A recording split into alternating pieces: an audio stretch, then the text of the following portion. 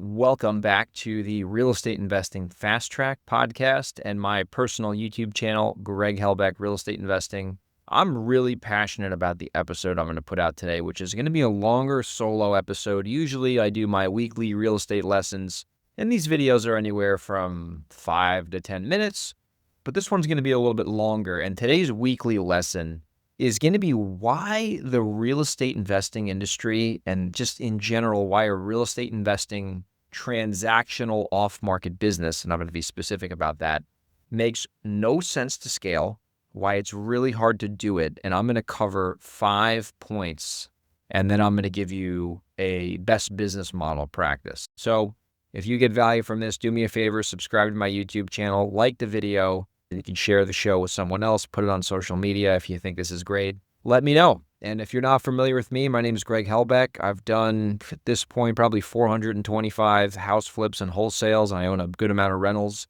And I've been doing this business for 10 years. And man, it goes by quick. So I've learned a lot and I still got a lot to learn. So I'm going to get into 5 reasons why these businesses, and when I'm saying these businesses, I'm talking about a direct-to-seller, off-market, residential real estate business. I'm going to be clear about that.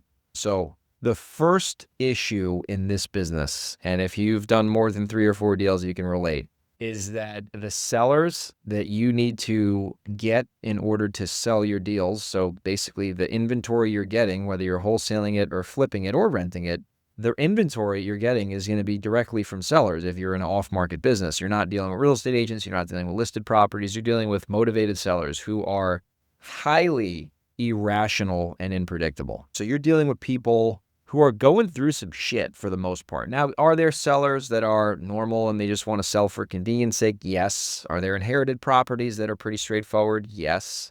But that doesn't happen all the time. A lot of sellers that give you a good deal are in pre-foreclosure. They haven't paid their property taxes. They need to sell in 2 weeks. Sometimes you've seen are going to jail. They haven't paid personal taxes. They're in crazy situations. Their house is in shambles. Like their property, they never kept up to date with their property and it's falling over. Like you're dealing with irrational, emotional people. And if you really think about it, like to buy a piece of real estate at 50 cents on the dollar is hard. And if someone's going to sell their property, that's usually their biggest asset, at 50 cents on the dollar, 8 out of 10 times they're irrational. Like if every seller was logical, I'd be doing this podcast on the back of my private bird or on the back of my yacht in Monaco, but that's not the case. So what I'm trying to get at here is that the inventory that you're sourcing direct from the seller, i.e. the property or the contract, you get crazy problems. And you're dealing with sellers who change their mind all of a sudden, or they go ghost on you, or they have a title issue that's like really complicated and you might not be able to solve it, or there's multiple heirs fighting over the property, or there's crazy liens on the property from a long time ago that you need to get cleared that can take months and months and even years sometimes. So the way that you get these discounted real estate deals is coming from people who are irrational.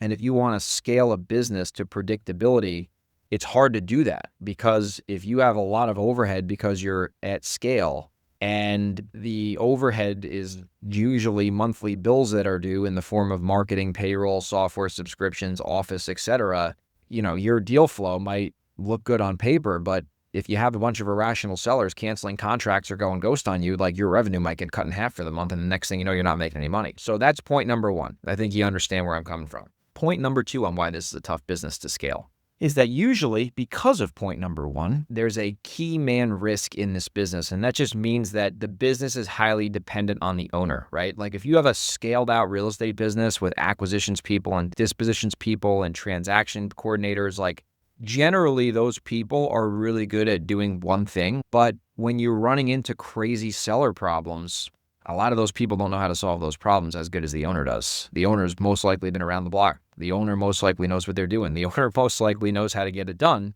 And because of that, the business is always dependent upon the owner because there's so much unpredictability due to the fact that we're dealing with irrational sellers. So there's a key man risk. If that owner wants to go on vacation, despite saying that their business is automated, stuff's not going to get done because when you have a $50,000 deal supposed to close, but there's a complicated title issue that only the owner can fix, if the owner can't get involved, there's no money that's going to get made until the owner gets back from vacation. So that's a problem on why these things stink at scale because if you have 250 transactions you're doing for the year, at least half of them are going to be hairy. I mean, it's very rare we have a smooth deal in our business. And we do 40 to 50 a year, and it's very rare there's a smooth transaction that doesn't have any drama because we're dealing with crazy sellers. It always goes back to point number one.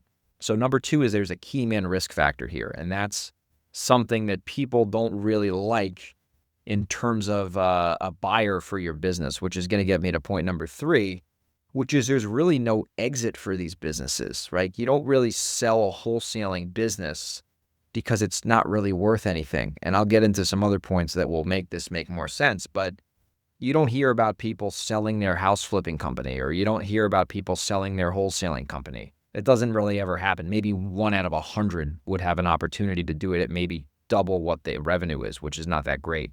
So there's no exit, right? So if you're going to scale your business, you're kind of scaling something that you can never get out of. And like I said, can you sell your business if you really had something solid? Maybe, but it's not that common. There's like one guy who allegedly claimed to sell his wholesaling business, and I don't even know if that's real or not. Maybe it's bullshit. Most likely it's bullshit because there's so many bullshitters in this business. So number 3 point is there's really no exit. There's not a lot of buyers for these companies. The only way you could exit is if you acquire rentals and ultimately sell those eventually in the future. That makes sense, but that's a different business. Now, the 4th lesson on why this business stinks to scale is it's really transactional. You're doing one-off deals with buyers and sellers. You're dealing with a seller once, they're selling you their house, they're in distress, it's a mess, it's sketchy. You're going to sell that property to a buyer, whether it's a cash buyer or it's a retail buyer if you're flipping it, but it's transactional. Once you do the transaction, you got to start over. That's it. There's no reoccurring revenue whatsoever. There's no subscription to a buyer's list that you're going to be collecting on. There's no subscription to motivated sellers. They're not going to sell you 10 houses most likely. Now, do we have the odd of referral deal from a seller once in a while? Yes. Does that happen often? No. So it's a transactional business. You make money and then you got to start over. If you're marketing to sellers, you're going to spend money on ads, whether it's digital or offline ads. You're going to get your deals from it, and then you're going to have to go spend more money and get more deals from it. There's no real lifetime value of a customer. It's just like you're going to spend money. You're probably going to spend 5 to 10 grand, depending on your market, to get a deal.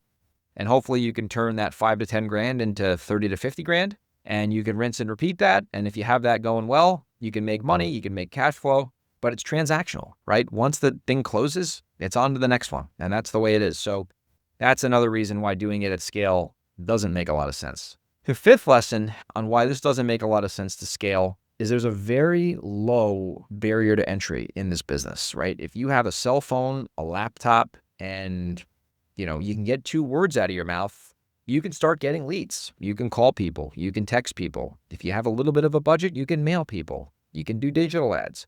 There's no real barrier to entry in the off-market real estate business, which is great. And that's how people who start with nothing can make something. But the fact that there's a low barrier to entry means that it gets very saturated. Like there's tons of people doing this business. Like when I started in 2015, there was not that many people doing this business. If there was 3 or 4 wholesalers in the entire New York metro area, I'd be shocked. This business wasn't popular. It wasn't known. People weren't doing it. But because the industry as a whole has gotten so popular over the last 10 years, everybody wants to get in this business, and everybody can get their hands on data, and everybody can run a digital ad. So there's no barrier to entry, really. I mean, it's basically free to get started, which is why there's a lot of people promoting real estate investing and making money, because it's true. You don't need any money to start. You can literally drive around your neighborhood and find some banged up houses and get on your cell phone and call them and probably get a deal, no matter where you live. So the fact that there's low barriers to entry generally means it's not a great business to scale. Now, the next lesson, which is number 6 here, is that there's a very long cash conversion cycle. And that just means the time it takes from when you spend money on marketing to when you get that money back is very long in this business. And people make it seem like, oh, if you buy my software, you'll shorten your cash conversion cycle. Or if you do this market, that's garbage. Okay, that's garbage. Here's why the cash conversion cycle is long in this business. It all goes back to point number 1. You're dealing with irrational sellers. So normally a transaction takes like 30 to 40 days if it's quick. Sometimes you can do it sooner, but a lot of people need to move. They need to find a new place. So because of that, by the time you spend money on marketing, oh, and another reason is that you have sellers who will call you today, but they will not sell for 3 to 6 months, right? A lot of sellers, most sellers are not going to sell on the spot. You're going to have to follow up with them, which is what it is. So you're going to spend money on marketing. You're going to get leads. Those leads are most likely not going to convert right away. And then you're going to have to follow up with those leads for months and months and months. And then eventually get those leads under contract, and then eventually turn those contracts into money somehow, whether you're flipping or wholesaling it. So your cycle of money is probably 4 to 5 months, best case, right? If you're actually doing it the right way, because you're going to spend money on a Monday on the 1st of the month. You're going to get leads maybe the 5th of the month. And those leads might not turn into deals until 2 or 3 months later. So your cycle of cash is long, right? And if you're flipping houses, add 3 or 4 more months to that, and then you got to deal with the sales process on the back end. So because you have a long cash conversion cycle, you can run into cash flow issues, especially at scale, especially if you're flipping houses, because now you got to most likely borrow money to buy your inventory from a lender, and you got to pay for that, and you got to pay for all the liability of the property until you sell it, and you're burning cash. And you're like, you think you're rich because you own all these assets, but they're just inventory and they don't mean shit until you sell them, right? Because you can't pay your bills with equity, right? You can pay your bills with cash. So you got a really long cash conversion cycle in this business. And that's why what you see a lot is that people who get into real estate, they make some money, they do decent, but then they realize this opportunity is like kind of not sketchy, but it's a pain in the ass because you have all these things I just mentioned, but they learn a lot of skills while they're in this business, and then they start another business and then they scale that up really big, like I see a lot of guys do that in our industry. They get into real estate, and then they find a need, and then they start a software company, and then they scale that and sell that. I have some friends actually in Arizona that they were in real estate investing. They saw the gaps in the business. They saw an opportunity to start a software product, and they've ultimately sold that, and they're going to sell their last part of their business in a couple of years, which is cool to see, right? So those are some reasons why this business at scale might not make any sense. And even at my level, like I'm doing 40 to 50 deals a year. It's not like I'm doing small volume. It's tough. It's really tough. You're dealing with, a good amount of sellers, a good amount of buyers, a good amount of tenants. It's a pain in the ass, but it's worth it. But it is a pain in the ass. There's good days and there's bad days. Now, as I mentioned in the beginning of this podcast, I'm going to give you the model that I think you should follow that generally is the best of both worlds, where you're not just like a one-man show hustling, but you're not this big business that's trying to scale, that's basically scaling into nothing. I think, in my opinion, and feel free to comment on this video or reach out to me if you want to discuss this. I think the right opportunity to grow this business is where you have like 3 people who are really good, who make good money, and you're the owner, so you're the owner-operator, and you do 30 to 50 transactions a year, and you get maybe 20% of your deals from free channels like wholesalers or realtors or like other referral sources, which saves you money on marketing. And you can generally make, 3 to 5 to 1 return on your marketing money and have multiple exit strategies. So, i.e., you wholesale some houses, you flip some houses, you buy some rentals. You don't pay a ton of money to get these deals because you got a pretty good marketing system going. And, you have generally a fairly predictable business. And once again, this business is all about predictable because of the seller issue. And, I wouldn't say you're really small in that case, but you're not that big to where you can pivot your business fairly quickly. But you also are doing enough volume to where you can make a good amount of net income, $500 to $1 million a year of net income, which is a lot of money, right? People, that's big money. And then you take that money that you net and you invest it into rental properties, or you save it and you can invest it into other vehicles. And you can do that for 5 to 10 years and have a couple $1 million, maybe even more.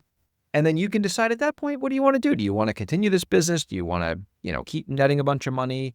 But in my opinion, that's the best business model you want to run, because you're kind of in the best of both worlds. You're not really big and you're subject to all those issues. But you're not really small where you're just a one-man show running around from house to house trying to grind to your next deal. So I think that's the model you should run. And, I've actually been running that model for a while, and it works pretty well, despite this business being a pain in the ass, because I'll just tell you the truth on this channel. I'm not going to lie to you. I'm not going to tell you this is an easy business and you're going to just be making money every day and you're going to be smiling all day, because that's not the truth. The truth is this business is tough. It's difficult. It's challenging. There's a lot of drama. There's a lot of ups and downs, and the ups are really good and the downs are really bad. But when you can find the balance, it all evens itself out. So I'm going to summarize all of my points one more time. Number 1, this business stinks to scale, is that sellers are crazy. So the way that you get your deals is through dealing with crazy people, and crazy people are unpredictable. Reason number 2 is there's that key man issue where the owner is really dependent upon the business being successful. Reason number 3 is there's really no exit. Like, you don't sell these businesses for much and you can barely sell them at all. Reason number 4 is it's highly transactional. Reason number 5 is there's a very low barrier to entry. Reason number 6 is there's a long cash conversion cycle, which screws up your cash flow. And the best business model, in my opinion, is doing anywhere between 30 to 50 transactions a year with a team of 4, including yourself, where you can have pretty good profit margins and net a good amount of income that you can save to then invest in rental properties or any other investments. So that's probably the longest REI weekly lesson I've done so far. If you got value from this, do me a favor, subscribe to the YouTube channel, like the video. If you're listening to this on an audio platform, share this with someone who you think needs to hear it. It would really mean a lot to me. And if you are in the Seattle area or the New York area or Delaware and you have a house you want to wholesale to me or wholesale with me, send me an email, greg@velocityhousebuyers.com, or you can send me a DM on Instagram @grego37, and I'll see you on the next real estate deal breakdown. I hope you got value from this.